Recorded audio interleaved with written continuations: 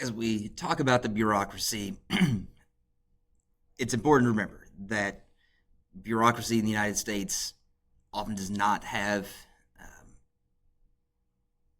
popular perceptions by the American public. And a lot of times it is not portrayed in a positive light by our top elected officials either. It's important in all of that not to lose sight of the fact that in the end, bureaucracy, like Soylent Green, is people. These people are called civil servants, and most of them do not work in Washington, D.C. Matter of fact, less than 1/7, which means less than 14 some odd percent work in Washington, D.C. That's still a lot of people, but most of them work in other places spread across the country, and they do a wide range of jobs from top-end medical research,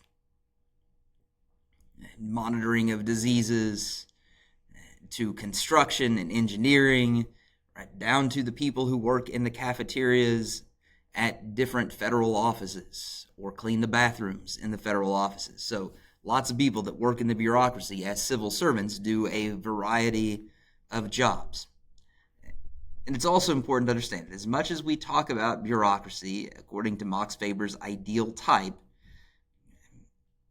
as being impersonal, these are not just automatons that follow SOPs in a plug-and-play fashion.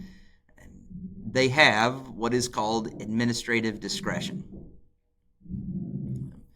And that means that they have the ability to sometimes depart from strict adherence to bureaucratic rules,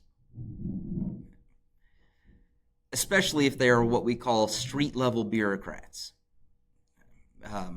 These might be people who work in federal law enforcement, and it's their job to decide, do we throw the book at this person in this situation, or there's some other circumstances, and we would all be better served if the federal government went more leniently on this person for some other purpose. Or perhaps, in this case, you might be trying to flip somebody to become a confidential informant and help you apprehend criminals who might be higher up in an organization.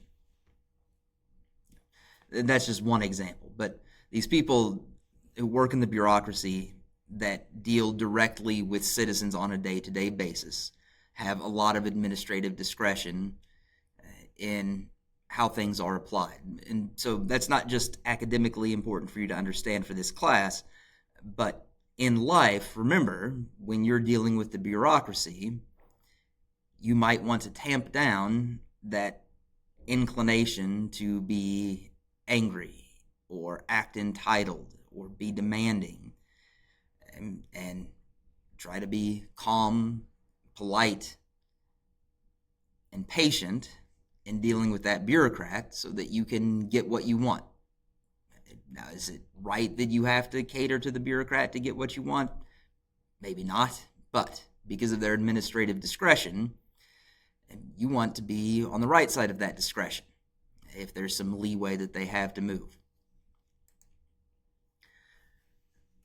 These are the civil servants. We need to talk about how we pick them to serve in the bureaucracy. Now, in the increasingly distant past, but really not all that long ago, patronage was how civil servants were placed in the bureaucracy. And this is called patronage. It's also what we call a patron-client relationship. And those can take lots of forms, but in this particular context, the elected official is the patron.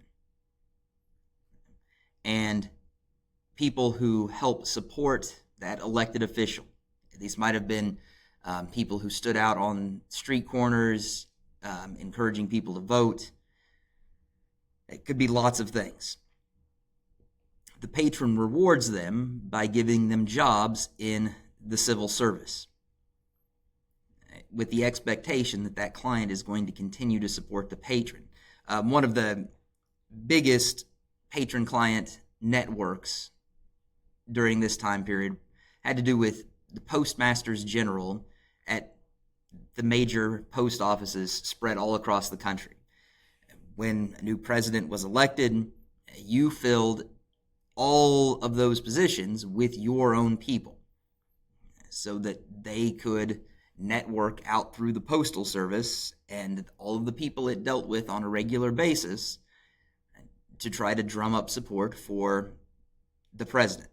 That's an example from the very top, the presidency, right, out across the country.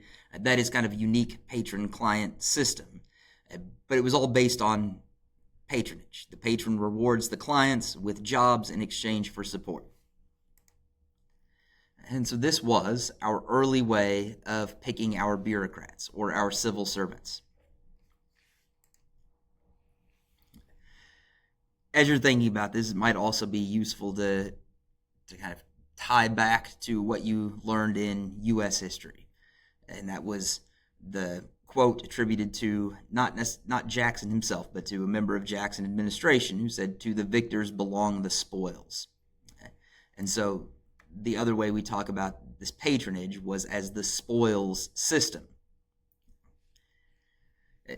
This kind of reached its apogee with the party machines, where party bosses would pick people who'd supported them. Again, often this was at the city level, it was tied frequently into national politics, but you reward people who supported the machine with civil service jobs. Kansas City had its own political machine, the Pendergast machine. You probably learned about that in U.S. history. Harry S. Truman, the only president to ever come from the state, was tied to that system. And this is partly where we get the association of patronage with corruption. And it's at some level, it is impossible to separate patronage from corruption, because it means we're picking people to do jobs not based on whether they are the right person for that job, but based on whether they supported the patron. The system we have today is meant to be a nonpartisan meritocracy, okay, where people get into the civil service based on their abilities. And that is brought to us by the Pendleton Civil Service Act.